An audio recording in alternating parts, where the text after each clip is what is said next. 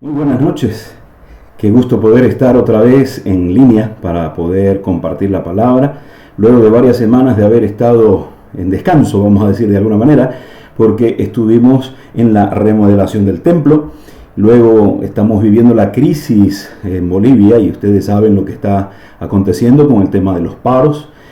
Y obviamente no podemos reunirnos, entonces ahora vamos a continuar con nuestra escuela de guerra espiritual. La última reunión que tuvimos estábamos hablando sobre lo que era entrar en guerra espiritual, cómo entrar en guerra espiritual. Estuvimos hablando sobre la vida de Daniel como un guerrero espiritual.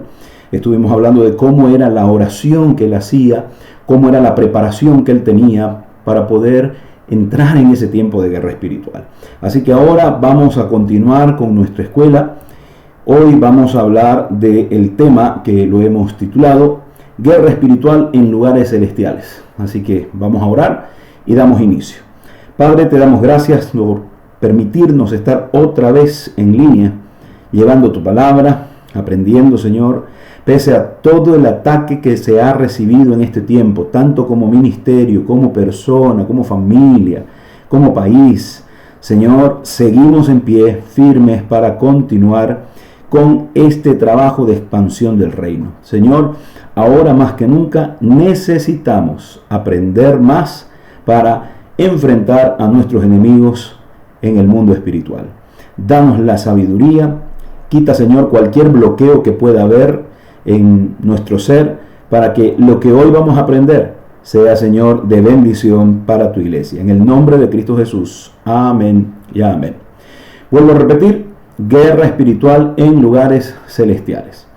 La Biblia nos enseña en Efesios capítulo 6, versículos 12, que nuestra lucha no es contra carne ni sangre, sino contra huestes espirituales que están en las regiones celestes. Por lo tanto, la guerra a la que nos enfrentamos no es física. No necesitamos conocer el manejo de armas, de granadas, de bombas o de cualquier arsenal militar. No necesitamos nada de eso. Lo que sí necesitamos es conocer las armas espirituales por las que todo cristiano, todo hijo de Dios debe tomarlas para luchar. Entonces nosotros necesitamos conocer nuestras armas, pero sobre todo necesitamos conocer a nuestro enemigo. Porque si no conocemos al enemigo a quien vamos a enfrentar, ¿cómo podemos enfrentarlo sin saber cómo vamos a llegar? Acompáñenme al libro de Segunda de Corintios, capítulo 12, en el versículo 2.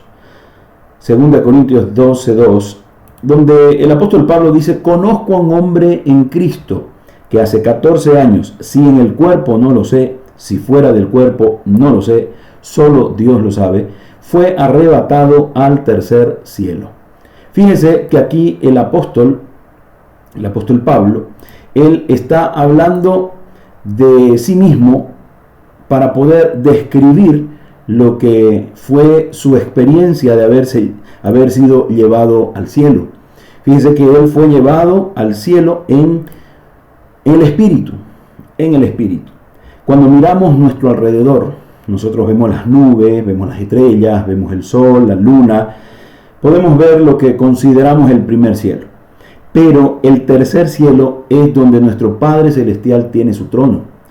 Naturalmente, no hay una guerra espiritual en el tercer cielo porque ahí está Dios, ahí reina Dios en perfección y en todo lo que tú quieras. Entonces, ¿cuál es el tercer cielo? Fíjense, vamos a ver, ¿dónde es que Satanás opera? Hemos dicho que el primer cielo es justamente las nubes, las estrellas, todo lo que nosotros podemos ver con nuestros ojos. El tercer cielo hemos dicho que es el lugar donde Dios reina, por lo tanto ahí no hay guerra, ahí no hay cómo peleen. Entonces, ¿dónde es que opera Satanás? Exactamente, en el segundo cielo. Ahí es donde él dirige toda su guerra contra nosotros. Tal como Dios Padre tiene un orden divino en su reino, los ángeles son los guardianes de las naciones. Él tiene guardia sobre las naciones, sobre las ciudades, sobre instituciones, sobre iglesias, sobre hogares y personas. De la misma manera como Satanás es un copiador, es un falsificador, el diablo también tiene su orden maligno. Él ha asignado demonios para dominar sobre las naciones, sobre las ciudades, sobre las instituciones, sobre las personas, porque él sabe que tiene que tener un control. Por lo tanto, él ha copiado ese diseño de parte de Dios para hacer de la misma manera. Así que si queremos cambiar nuestra nación, nuestra iglesia, nuestro hogar, el lugar donde nosotros desempeñamos nuestras labores, nuestro trabajo, tenemos que hacer guerra espiritual. ¿Contra quién? Contra las fuerzas de las tinieblas que operan desde el segundo cielo en esas áreas. Entonces, para entender un poco mejor esto, vamos a volver al libro de Daniel. Quiero que me acompañe a Daniel capítulo 10 y vamos a leer los primeros versículos del 10 al 13. ¿Bien? Daniel capítulo 10 del versículo 10 al 13. Dice: He aquí una mano me tocó e hizo que me pusiese sobre mis rodillas y sobre las palmas de mis manos. Y me dije: Daniel, varón muy amado, estás atento a las palabras que te hablaré. Y ponte en pie, porque a ti he sido enviado ahora. Mientras hablaba esto conmigo, me puse en pie temblando. Entonces me dijo: Daniel, no temas, porque desde el primer día que dispusiste tu corazón para entender y humillarte en la presencia de tu Dios, fueron oídas tus palabras, y a causa de tus palabras yo he venido. Mas el príncipe del reino de Persia se me opuso durante 21 días. Pero aquí Miguel, uno de los principales príncipes, vino para ayudarte y quedé allí con los reyes de Persia. Fíjense que ahí hay una estructura donde hay ángeles, arcángeles que están trabajando. El ángel Miguel es un mensajero y él venía con la respuesta que Daniel estaba pidiéndole a Dios. Sin embargo, se le opuso, dice, cierto espíritu. En el segundo cielo se le opuso los reyes de Media y de Persia, que vienen a ser entidades, potestades que estaban sobre estas regiones y no le permitieron pasar. Eso fue en el segundo cielo.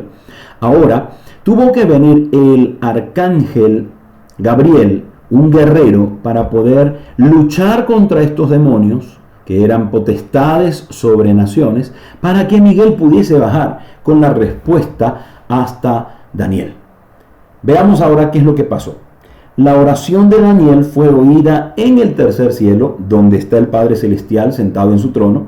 Y entonces, como Dios le dijo al ángel Gabriel, y quiero recordarles que la palabra ángel quiere decir mensajero, le dice: Gabriel, lleva este mensaje a Daniel.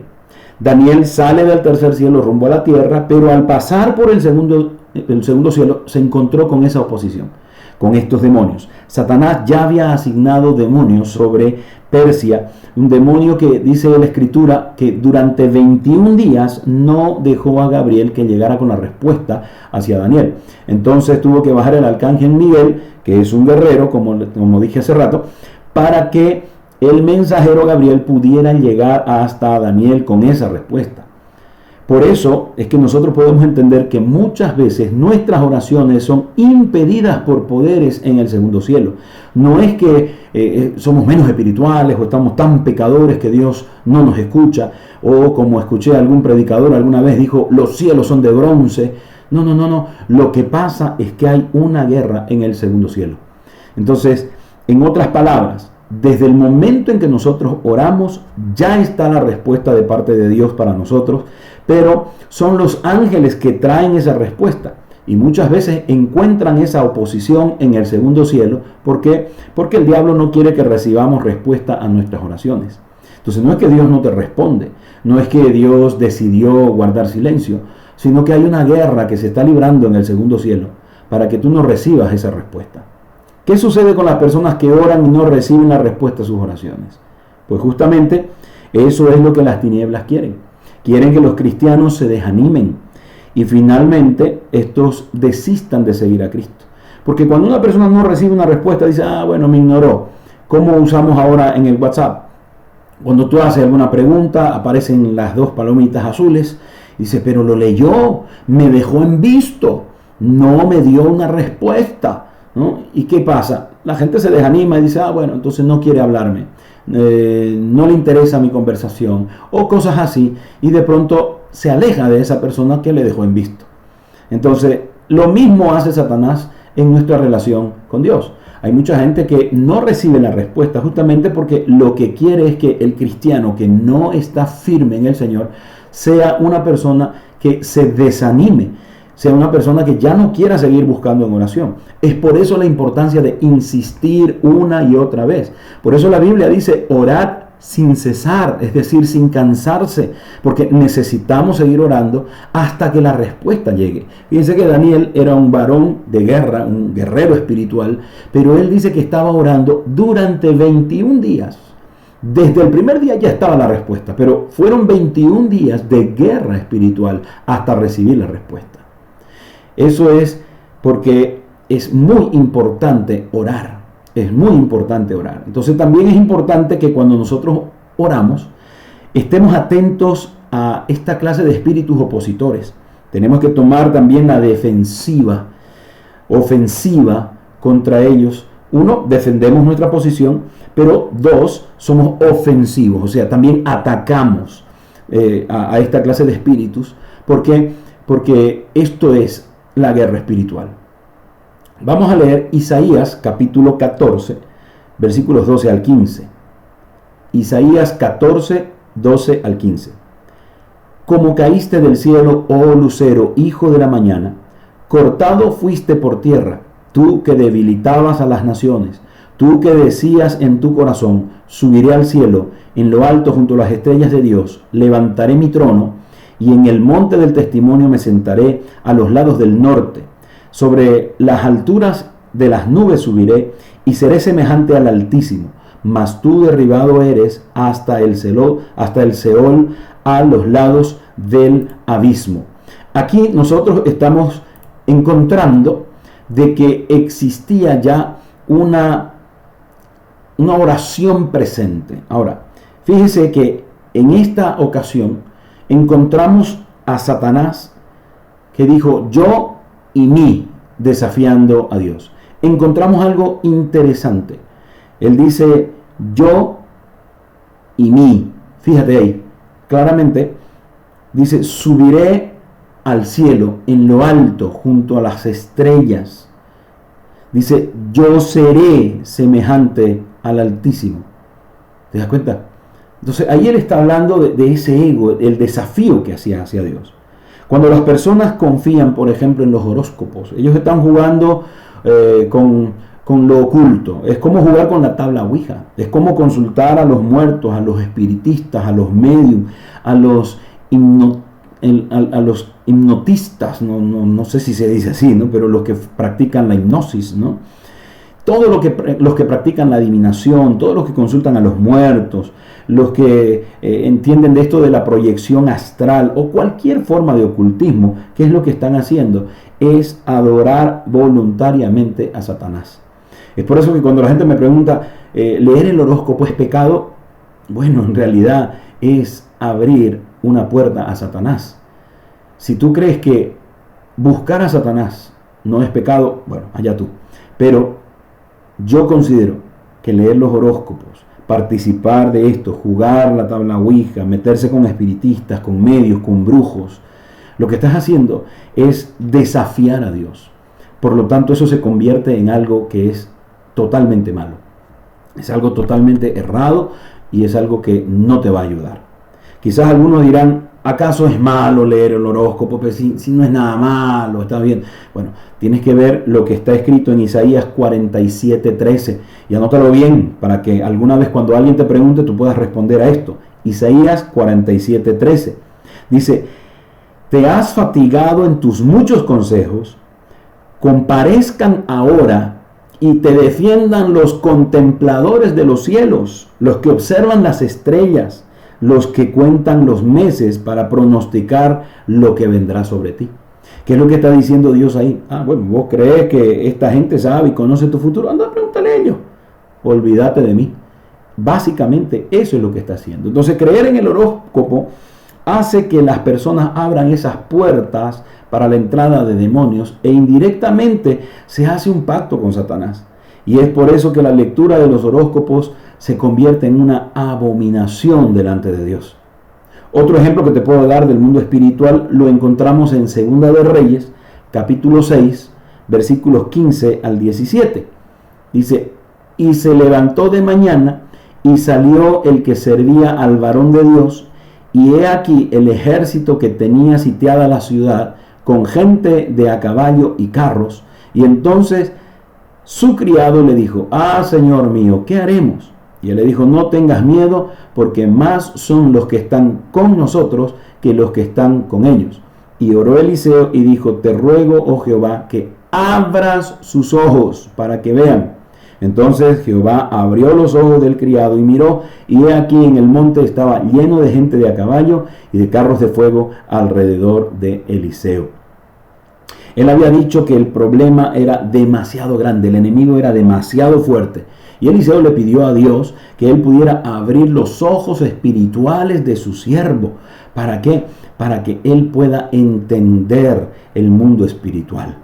Cuando nosotros vemos nuestros problemas con los ojos naturales, es muy probable que veamos que el problema es demasiado grande, que no tiene solución, que el monte es demasiado alto, que los demonios son muy fuertes, que son poderosos, que no tenemos las fuerzas para vencerlo. Muchas cosas que son muy ciertas porque lo estamos viendo con ojos naturales, y con la fuerza natural desde luego no los podemos vencer. Pero si Dios abriera nuestros ojos, esos ojos espirituales, veríamos toda la ayuda que el cielo tiene para darnos a nosotros. ¿Sabes qué? Es muy duro luchar una guerra espiritual con fuerzas naturales. Jesús dijo en el libro de Marcos, capítulo 16, el versículo 17: y estas señales seguirán a los que creen. En mi nombre echarán fuera demonios y hablarán nuevas lenguas. La primera señal del creyente es echar fuera demonios. Otra señal es poner nuestras manos sobre los enfermos y ellos sanarán. Ahora, esto no lo dijo cualquier persona, esto lo dijo Jesucristo. Por lo tanto, entendemos de que tiene realmente un gran valor el saber que lo que Jesús dijo es cierto. Todo lo que Jesús dijo acerca de lo que podíamos hacer es cierto. Entonces, démonos cuenta de que Dios ha dejado las armas que nosotros necesitamos para vencer a nuestro enemigo. Entonces, ¿por qué perdemos? ¿Por qué somos engañados? ¿Por qué caemos en pecado? Justamente porque olvidamos el uso de estas armas, de estos rudimentos, de esto que Dios nos dejó. Sabe que en estos días de paro cívico que hemos tenido, obviamente no podemos salir a ningún lado. Justamente hoy fue aperturado para poder ir a hacer compras, para abastecerse en los mercados. Dieron un cuarto intermedio hasta las 11 de la mañana. Y bueno, pues de casa donde yo vivo hasta el mercado es un poquito lejos. Y como teníamos que comprar varias cosas para el resto de la semana, para abastecernos, fui en el auto.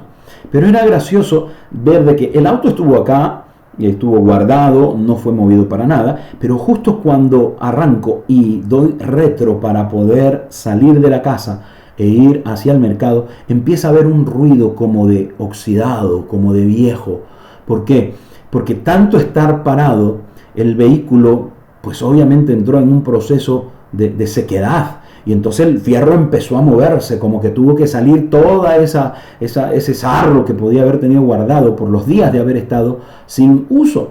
Ahora, fíjate, si un fierro que está ahí parado una semana ¿cómo se llama? Se agripa, ¿no? Se pone duro, rígido. En el mundo espiritual nosotros también pasamos por lo mismo.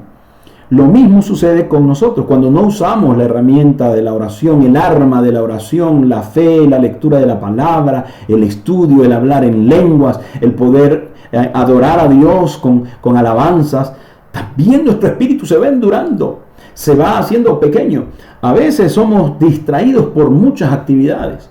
Yo comentaba con algunos siervos, con algunos ministros, algunos líderes que nos enseñan la escritura de que, bueno, yo lo parafraseo y digo, la ociosidad es el taller del diablo. O sea, cuando una persona está ociosa, el diablo puede meter tantas cosas en la mente que en un momento dado la gente se olvida de todo lo que Dios le dijo y empieza a escuchar las mentiras del diablo.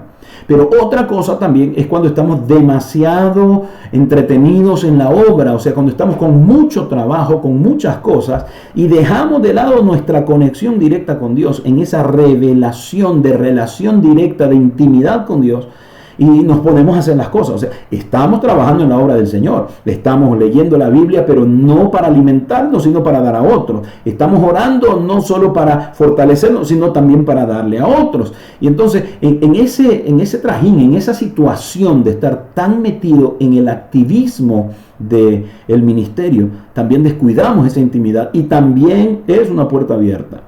Entonces, necesitamos tener un equilibrio en esa situación.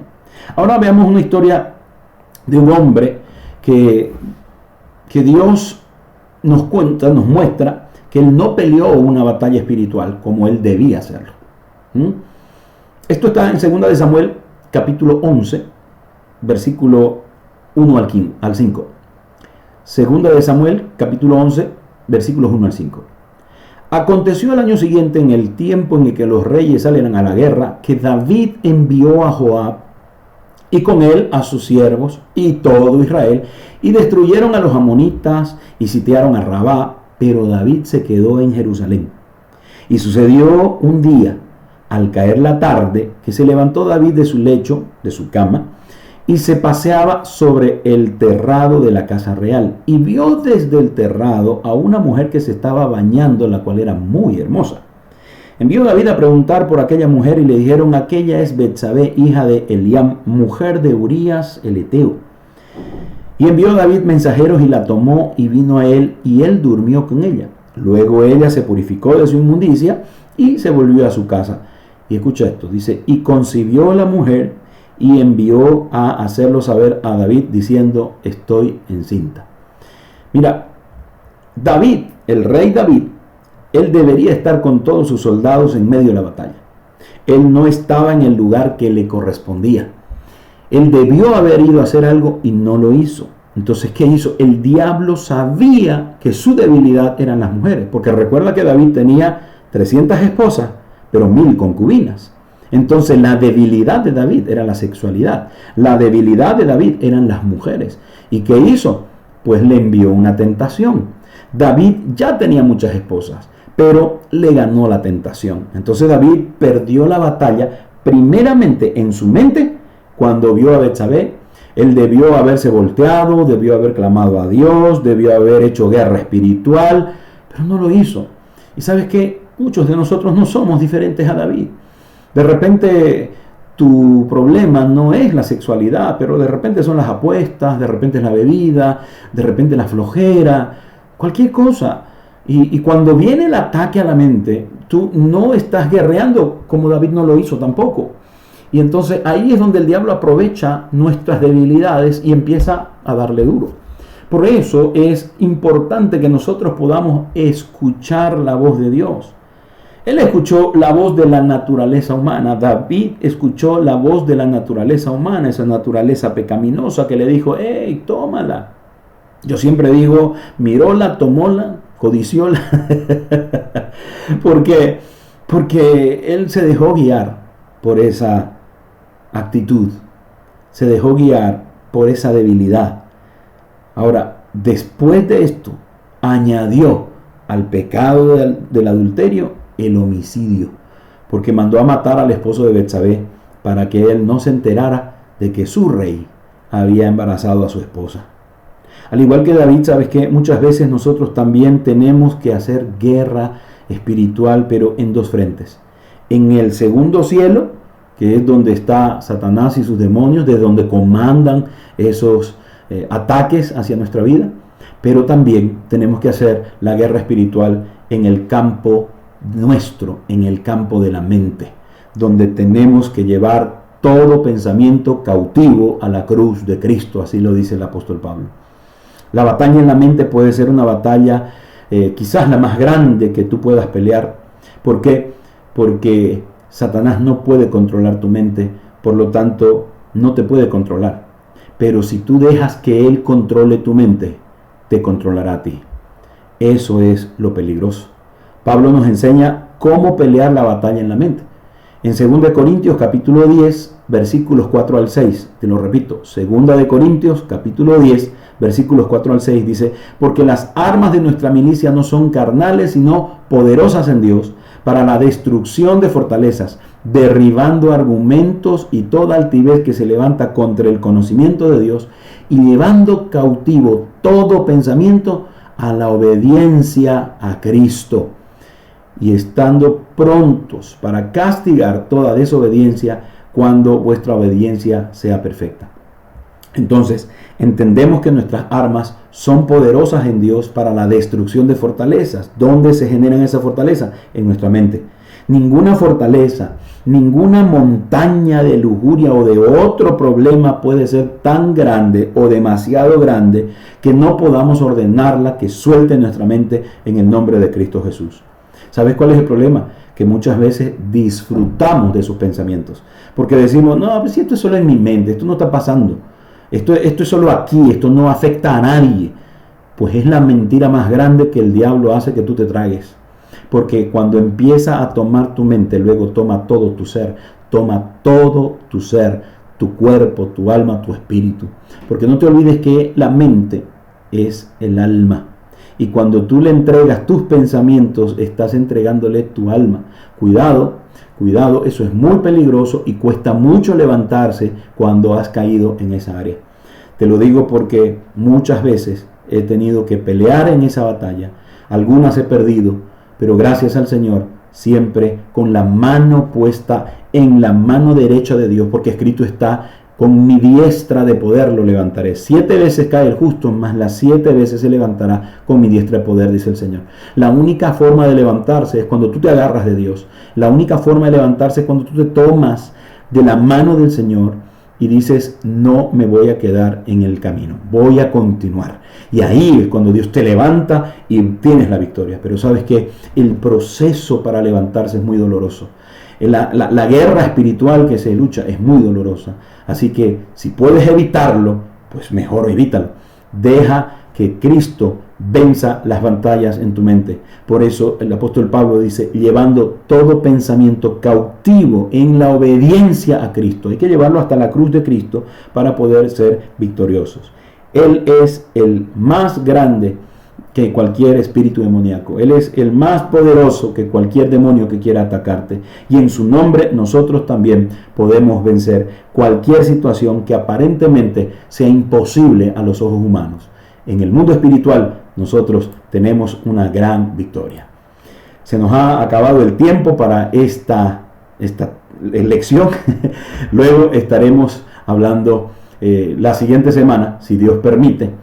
Si no lo hacemos en esta forma virtual, estaremos nuevamente reunidos en la casa de Dios para poder hacer su voluntad. Así que Dios te bendiga. Vamos a orar en este momento. Padre, yo te doy muchas gracias por este tiempo que nos permites tener en este mundo digital para poder avanzar en el reino, extender tu reino y aplastar el reino de las tinieblas. Señor, ponemos en tus manos toda esta situación, ponemos, Señor, cada uno de nuestros pensamientos, lo llevamos a la cruz de Cristo y hoy, Señor, entendemos que estamos librando una batalla espiritual, no solo en nosotros, sino también en nuestra nación. Se han levantado espíritus demoníacos que han sido soltados para dañar a tu pueblo, Señor, en Bolivia. Y por eso hoy ponemos nuestra nación en tus manos. Nuestros gobernantes, Señor, sean lúcidos, sean guiados por tu espíritu. Todos aquellos que están atados a la brujería, a la hechicería, sean libres, Señor, para poder hacer tu voluntad. Te entronamos nuevamente, Señor, en Bolivia. Te damos el control completo de nuestras vidas, Señor, y declaramos que hay una bendición sobrenatural para cada uno de nosotros, conforme está escrito en tu palabra. En el nombre maravilloso de Cristo Jesús, toda gloria y toda honra sea solo para ti. Bendito sea tu nombre. Gracias te doy, Señor. Bendigo a cada persona que está viendo esta transmisión, que está viendo, Señor, este video, y que ellos puedan crecer cada día en el conocimiento de tu palabra. En el nombre majestuoso y poderoso de Cristo Jesús. Amén, amén y amén. Dios les bendiga. Hasta la próxima semana.